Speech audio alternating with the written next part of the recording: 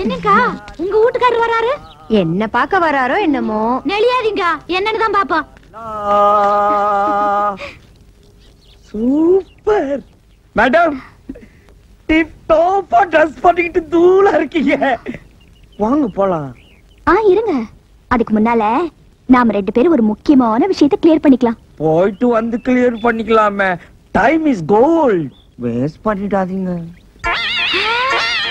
ஐயா ஜமுனாக்கா, உங்க ஆத்துக்காரு இவ்ளோ மோசமா இருப்பாரு நான் நினைச்சு கூட பார்க்கவே இல்ல. கம்மனரு, உங்க வீட்டுக்காரர் வந்துற போறாரு. இது பாருங்க, உங்களுக்கு கல்யாணம் ஆகி சம்சாரம் இருக்காங்க. கல்யாண வயசுல ஒரு பொண்ணு இருக்கா. எனக்கும் கல்யாணம் ஆகி புருஷன் இருக்காரு. இப்படிப்பட்ட சூழ்நிலையில நீங்க என்ன விரும்புறீங்க? அப்புறம் ஏதாவது பிரச்சனை வந்தா எப்படி சமாளிப்பீங்க? அதெல்லாம் எனக்கு ஒரு பிரச்சனையும் கிடையாதுங்க. மோகம் 30 நாள், ஆசை 60 நாள், ஆக மொத்தம் 90 நாள். ஐ மீன் 3 மாசம். 3 மாசம் ஜாலியா இருந்துட்டு சைலண்டா கழட்டிக்க வேண்டியதுதான். வெறும் 3 மாசத்துக்காக தான் நீங்க என்ன விரும்புறீங்களா? இதை நீங்க உங்க பொண்டாட்டிக்கிட்டே எதிர்பார்க்கலாமே. அந்த சாவு மூஞ்சி ஜமுனாவை எனக்கு சம்சாரம்னு சொல்லிக்கிறதுக்கே வெக்கமா இருக்குதுங்க. ஏதோ பனைமரத்துக்கு துணி சுத்தி விட்டா மாதிரி ஒரு உடம்பு, தேனாம்பேட்டை சிக்னல் மாதிரி 2 கண்ணு, குன்றத்தூர் மலை மாதிரி ஒரு மூக்கு, கூவ ஆறு மாதிரி ஒரு வாய். அவளெல்லாம் பொம்பளைன்னு சொல்லிக்கிறதே எனக்கு வெக்கமா இருக்குங்க. ஏதோ ஏன் தலை எழுத்து நான் போய் அவகிட்ட புடிச்சுனா மாட்டிக்கிட்டேன். முகத்துல துணியை போட்டு மூடி கூட ஒரு பொண்ணை பெத்துட்டேங்க. இப்ப ஏங்க அவளை பத்தி கேக்குறீங்க? எனக்கு மூட் அவுட் ஆயிடும். வாங்க வாங்க.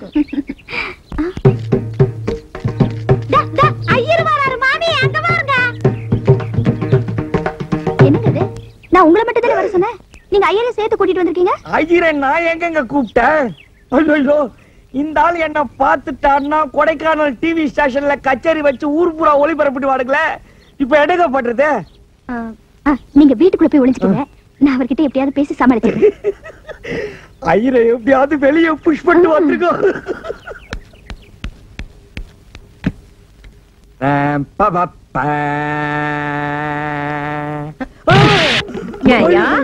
என்ன பார்த்து பொம்பள மாதிரி இல்லையா உனக்கு?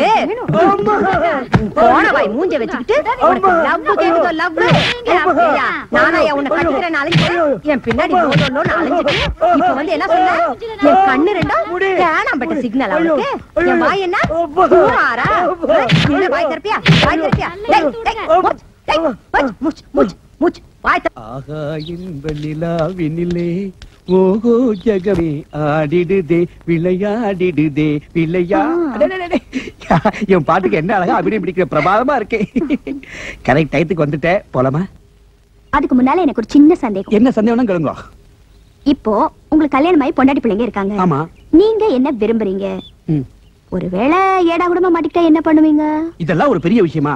நான் உங்க கூட எப்படி 2 வருஷம் குடும்பம் நடத்துறதா முடிவு பண்ணியாச்சு, அவ்வளவுதான். அப்ப உங்க சம்சாரம்? ஐயா, அவ கிடக்குற மூதேவி. அவளை பார்த்தா ஐயனாத்து பொண்ணு மாதிரியா இருக்கு. அமாவாசையில பிறந்த கருப்பி. ஏற்கனவே அப்ப என் கல்யாணத்துல 10,000 ரூபாய் டவுரி சொல்லி ஏமாத்திட்டான். நாமத்தை சாத்திட்டான். அவளை வீட்டுக்கு அனுப்பிடுறேன். ஒருவேளை அவ போக மறுத்துட்டா மண்ணெண்ணை விட்டு கொளுத்திடுவேன். ஸ்டவ் வெடி செத்து போயிட்டான்னு செட்டப் பண்ணிடுவேன். எப்படி? நீங்க இதெல்லாம் கவலைப்படாதீங்க, நேரம் ஆயிட்டு இருக்கு, வாங்க போலாம். பாத்தீங்களாங்க அங்க வீட்டுக்காரனுங்க லட்சணத்தை? ஒரு பொம்பளைக்காக பறக்காவட்டி மாதிரி இந்த அலச்சாலையறானுங்க. ஏன் பிரிசன் அப்படி இல்லப்பா, பத்திரமாச்சு தங்கம். உன் தங்கத்தை பார், தகர டப்பா மாதிரி உருண்டு வருது. இந்த ஆளுங்க இங்க வந்தது என்னங்க இது?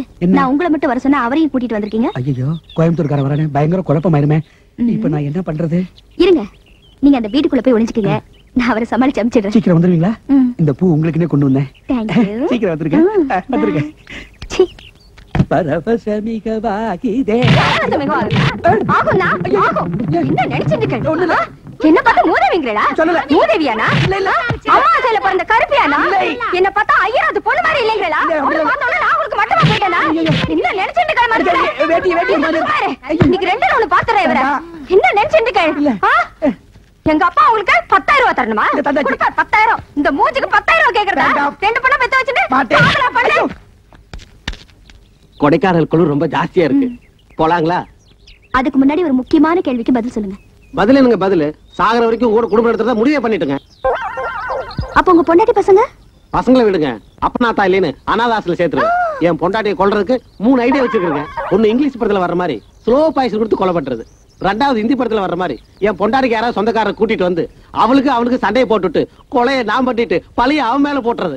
மூணாவது இருக்கே தமிழ் படத்துல வர்ற மாதிரி என் பொண்டாட்டி சந்தோஷமா தூங்கிட்டு இருக்கும் போது கொலைக்கல்ல தூக்கிட்டு போய் ஒரே போட்டு கொலை பண்ணிடுறது. இந்த பூன்ல எது பெட்டர்னு நீங்களே சொல்லுங்க. அது ஐயோ ஜலகண்டேஸ்வரர் வராரே, நீங்க அவரை வர சொன்னீங்க. ஏங்க இந்த மாதிரி விஷயத்துக்கு நான் கூட்டி சேர்ப்பனா இப்ப என்னங்க பண்றது? நீங்க வீட்டுக்குள்ள போய் ஒளிஞ்சுக்குங்க, நான் அவரை சமாளிச்சிடுறேன். சீக்கிரம் வந்துருங்க.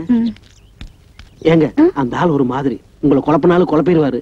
நீங்க எதுக்கு ஸ்டெடியா இருக்க, நான் உள்ள ரெடியா இருக்கிறேன். சீக்கிரம் வாங்க.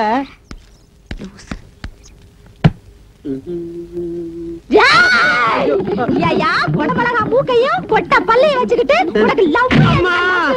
எப்படி எப்படி இந்தி கொலை, இங்கிலீஷ் கொலை, தமிழ் கொலையா? இந்தா இந்தி, இந்தா இங்கிலீஷ், இந்தா நம்ம கோயம்புத்தூர் அடிய பாத்துக்கிறியா? ஏதோ அந்த தொடப்பட்ட இல்ல எங்க ஓடுற எங்க ஓடுற ஓடுற ஓடுற கைய கட்டியா கைய கட்டு வாய் மேல கை வை போய் உட்காருங்க. என்ன பேசுங்க? ஐயோ ஐயோ டைம் ஆயி போச்சு. உங்களை வேற நான் காக்க வச்சுட்டேன். சரி சரி வாங்க. இருங்க. அதுக்கு முன்னால நான் உங்களை ஒரு கேள்வி கேட்கணும். கேளுங்க. இந்த வருஷம் உங்க பையனுக்கு கல்யாணம் பண்ணி வச்சிருவீங்க, அடுத்த வருஷமே பேரம் பேத்தி எடுத்துருவீங்க. இப்ப என் மேல ஆசைப்பட்டு என் பின்னால சுத்திட்டு இருக்கீங்க. இது உங்களுக்கு தப்பா தோணலையா? எப்படி தப்பாகும்? செத்து போனவெல்லாம் ஆவியா வந்து கண்டவ பின்னால சுத்தும் போது உயிரோட இருக்கிற நான் உங்க பின்னால சுத்த கூடாதா? அப்படி அவனா தப்புன்னா அவன் மேல சுப்ரீம் கோர்ட்ல கேஸ் போட்டு அவனையும் சுத்த சொல்லுவேன். அப்ப உங்க பொண்டாட்டி? அந்த சனியம் முடிச்சவளை ஏங்க இப்ப ஞாபகப்படுத்துறீங்க? நம்ம கொடைக்கானலுக்கு புறப்படுறதுக்கு முன்னாலேயே அவளை பெருசா ஒரு போட்டோ புடிச்சு வீட்டுல மாட்டி வச்சுட்டு வந்துட்டேன். எதுக்கு? இப்போ நாளைக்கு சூசைட் பாயிண்ட் போக போறோம்ல, அங்க போய் அந்த பாறை மேல அவளை நிக்க வச்சு கீழே கொப்பம் வீடு தெரியுதா குனிஞ்சு பாரும்ப. அவ குடிவா பொச்சு மேல ஒரே மிதி போனமே கண்ணுக்கு தெரியாது. அப்படியே தள்ளி விட்டு வீட்டுக்கு ஓடி வந்து அவ போட்டோவுக்கு ஒரு மாலையை போட்டு விளக்க கொளுத்தி வச்சுட்டு ஓன்னு அழுவேன். எப்படிங்க நம்ம செட்டப்? இருங்க, யாரோ வர மாதிரி தெரியுதே. எந்த பண்ணாடனா இந்த நேரத்துல வருது? நீங்க வீட்டுக்குள்ள போய் ஒளிஞ்சுக்குங்க, நான் யாருன்னு பாத்துட்டு வரேன். வீடெல்லாம் எதுங்க பாருங்க, அந்த செடி மரம் செத்தனா இருந்தாங்க. வீட்டுக்குள்ள வசதியா இருக்கும். ஐயோ உள்ள மூஞ்சி எல்லாம் கிடைக்குமே. ஐயோ இந்த நாய்ங்க எல்லாம் இந்த நேரத்துல வந்து நான் சொன்னா கண்ணென்ன கலங்குது, மூளையே கலங்க போகுது. ஏன்னா என்ன சூசைட் பாயிண்ட்ல தள்ளி விட்டுட்டு போட்டோ மாட்டி வச்சு செட் கட்டி தெரியுதுடி. பொம்பளைங்கள பக்கத்துல உட்காருங்க. ஏழக்கூடாது. இந்த இடத்தை விட்டு எழுந்த தொலைச்சுட்டான். தொலைச்சு உட்காருங்க. பேசாம உட்காரணும். புத்தி வந்துடா உனக்கு? இங்க எப்படி வாயை திறந்து சொல்லு. ஜென்மத்துக்கு என்ன நீங்க இனிமே அசிங்கம் பண்ணவே மாட்டேன். நீ எப்படி? நான் திருத்திட்டேம்மா. இப்படி எல்லாம் சொன்னா இதுங்களுக்கு புத்தி வராது. நல்ல நாள் சாட் சாட்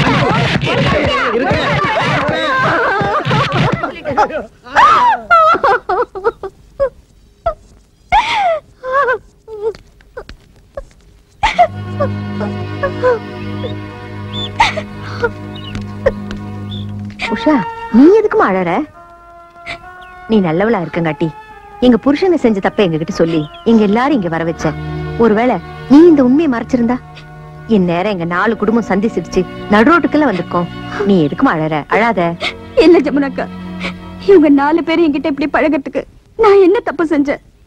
என் கூட பிறந்த அண்ணன்களா நினைச்சு யதார்த்தமா பேசி பழகினேன், அதான் தப்பா போச்சு.